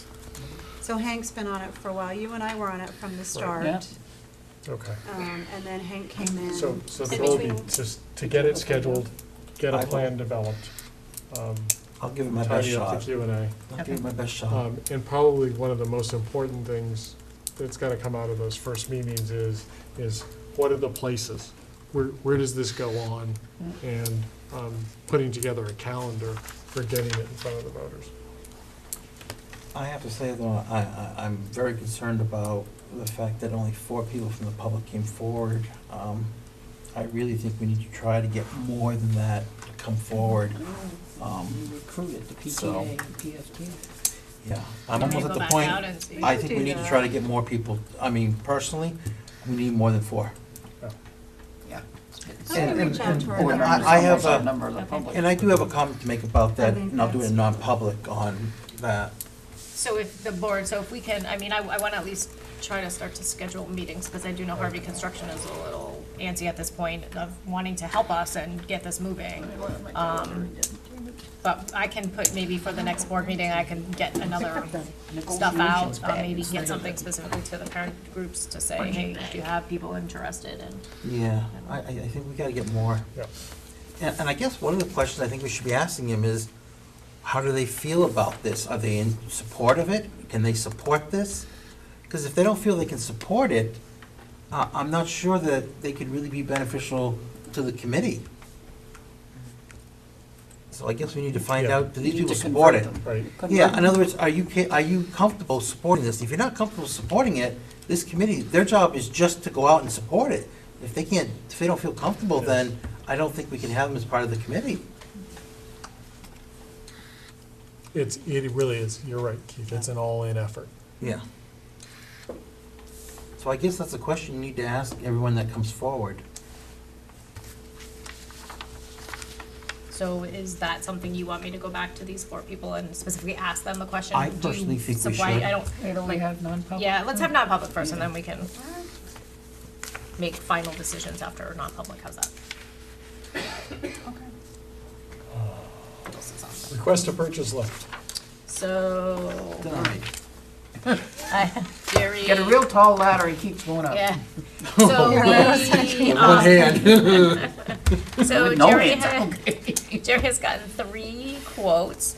If you do remember, the board asked about getting a used lift, and I can't remember if I reported back, so we actually have the lift we've been using. You don't like it, bucket's too small. The bucket's too small, so he doesn't want that one.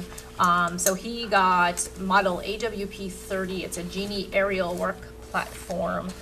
He got prices from Gordy's Equipment was $8,915, that does not include shipping. WD Matthews Machinery was $8,600, that does not include shipping.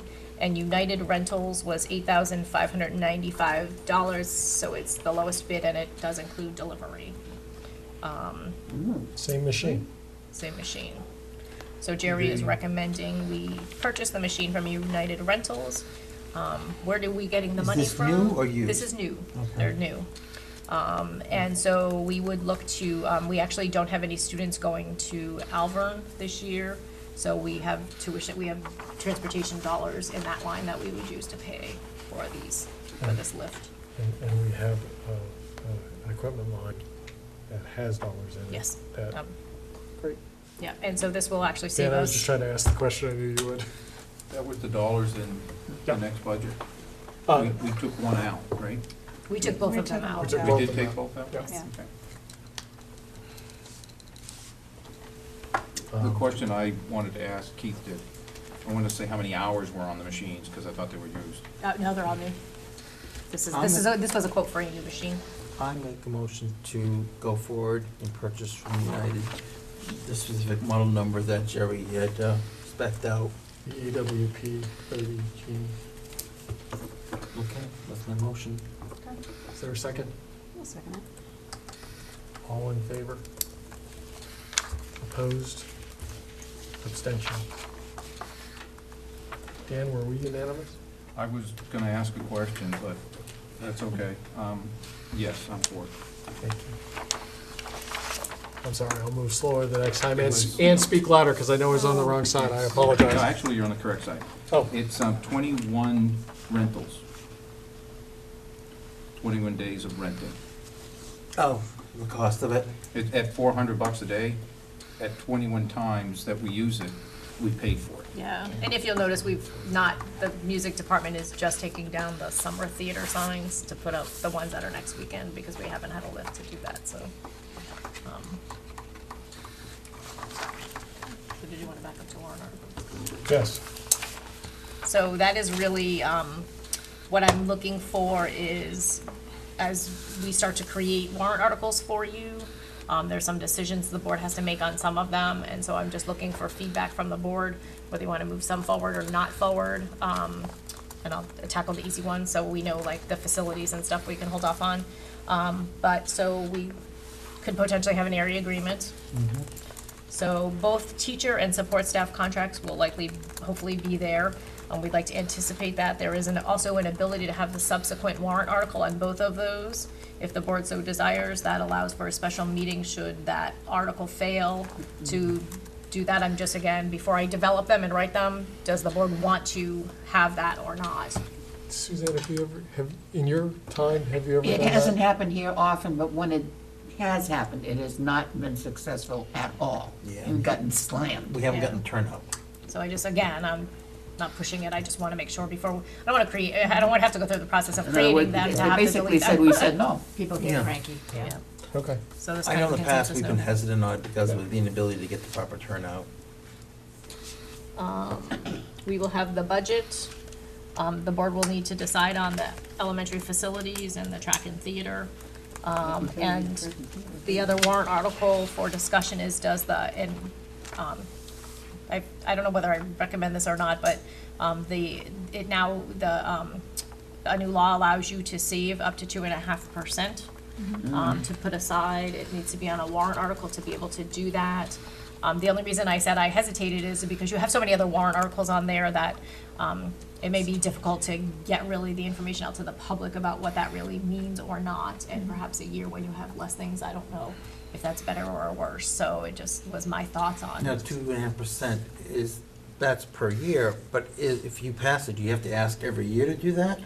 I don't believe so. I believe it's One raised, time. One yeah, time, it's okay. kind of like the town. You don't have to go back every year. Right, Once you pass it, okay. it's there.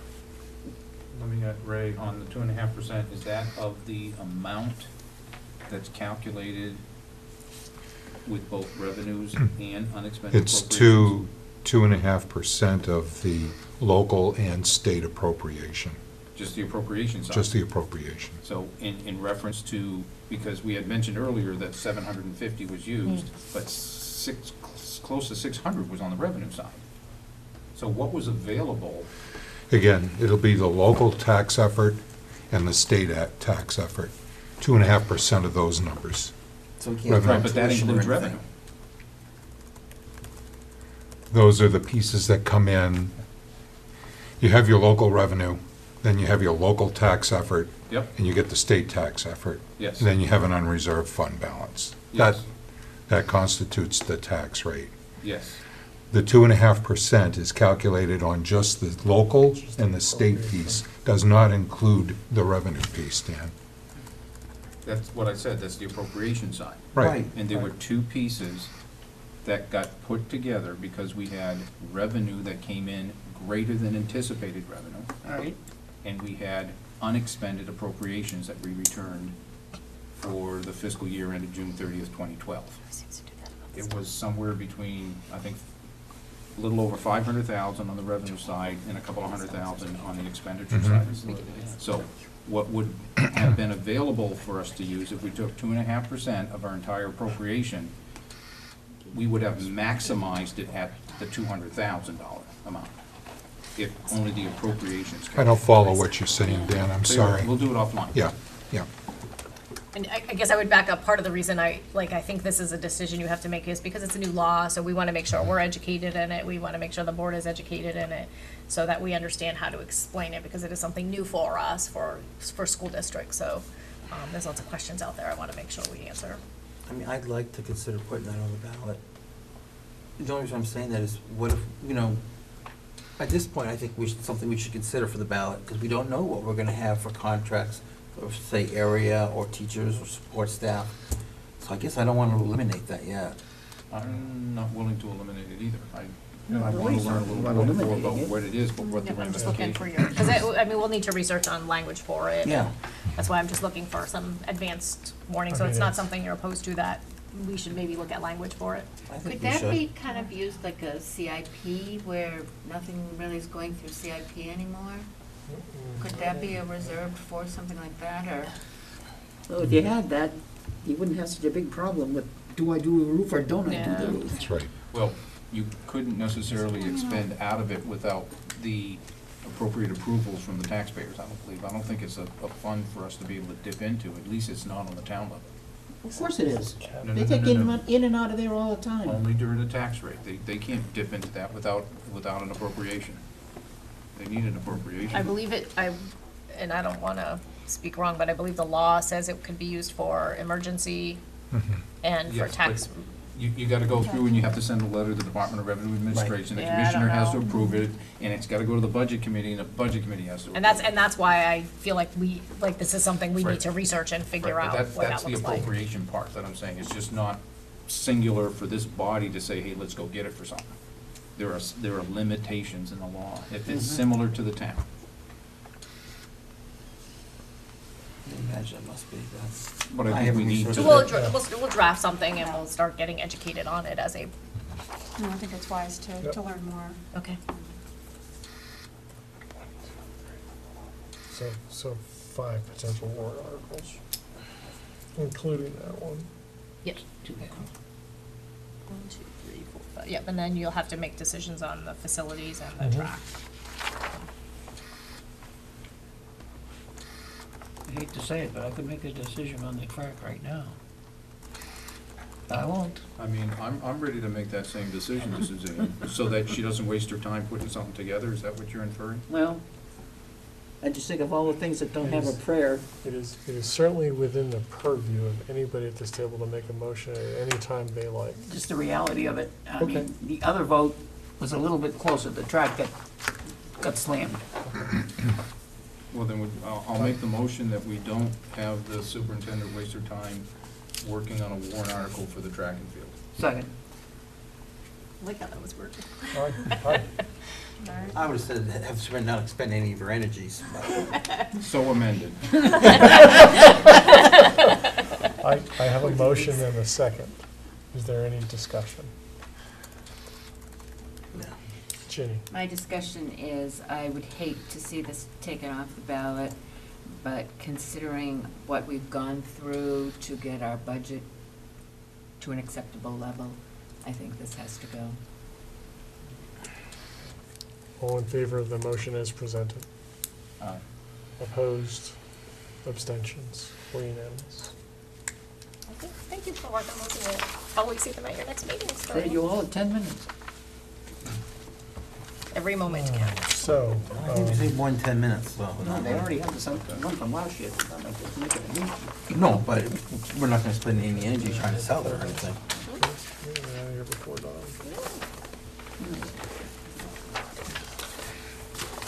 Gotta work the phone. Thank you. So I'm bringing a few things forward. Could I ask you a quick question on the enrollments? There's a column down where it says grade 9, 10, 11, 12, Goffstown, Dunbarton, New Boston, and other. What's that other column? What's the number in the other? 3 in Are they ninth grade. Homeschool? Yeah, homeschool's at the bottom. Homeschool's at the You bottom. know what the other is? We have Other districts. other districts. Tuitioning Foster students. Oh, foster students, students. Kids who are either placed here like in a foster home or, Okay. It's not revenue generating. it depends. It Depends what depends on the district they're in. situation. If they're a regular student in a foster home in Goffstown, no, gets no we get nothing for them. If it's a Right, special ed, because they were a student in, they were foster care if they're, in Goffstown. if they're in a foster home in In Goffstown, Goffstown. they, if they're a regular ed student, we cannot bill for tuition for them. Okay. If it's a special ed student, you can bill the special ed cost for that student. To the state. No, to the district, Thank you. To the the district. sending district. Interesting. Okay, for staffing, I'm bringing forward, actually, the top two are just notifications. We have 2 leaves of absences. These are FMLA leaves required by law.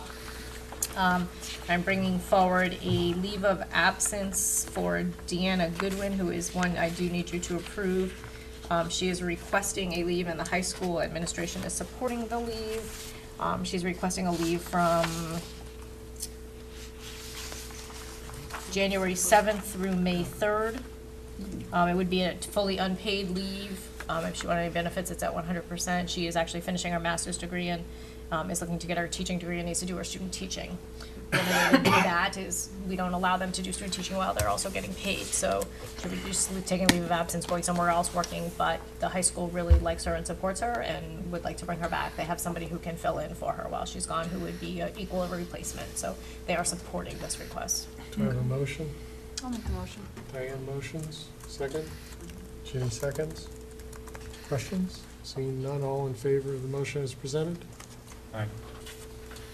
Opposed? Abstentions? We're unanimous. I am bringing forward our infamous Jess Byron for as student advisor for student council at Mountain View. And this was a replacement. If you recall, I bought a resignation from one of our teachers who just felt like doing her L4 plan, and this was going to be too much. So this is Jess Byron coming forward in that position. I need a motion. I'll make that motion. A second. Ginny? Questions? There's stipends? Yes. In the contract. Yeah, it's not that much. No, it's not. I don't think she's I think getting it's rich about off of that one. $2 an hour maybe by the end. All in favor of the motion as presented? Aye. Opposed? Abstentions? We're unanimous. And I'm Look at bringing that, in real time. I know, it's amazing. several co-curricular sports. Matt Hammond for swimming, Robert Flynn for wrestling as an assistant coach, Ben Slocum, who is a new coach for ice hockey just as a volunteer, and Brett Wilcox, Mountain View for boys B basketball. And that does require a motion. Question, Yes. how many people do we have that are involved in swimming? How many students? Well, how many coaches? I'd have to look and ask. I don't know off the top of my Is head. that a stipended position though, swimming? I'm not sure that's on the Not in the stipend contract, list. that's for sure. Yeah, if it's not in the contract, then it's not a stipend. Yeah, If I it- don't if think it it's was. If it's not in the contract, the only way that it would be a stipend was if the parent group gave them a stipend of some sort. I don't think we paid anything for that one too. I We need have a a pretty big motion. swim team. Yeah, I know. Is there a motion? I'll make the motion. Jenny motions, Keith seconds. She was ahead of you, sorry. It's okay. Any questions? All in favor? Opposed? Abstentions? Suzanne abstains? And just the last is just notification, we have a student who will be doing some observations, Caleb Hillhouse at Maple Ave. No motion needed. Thank you very much.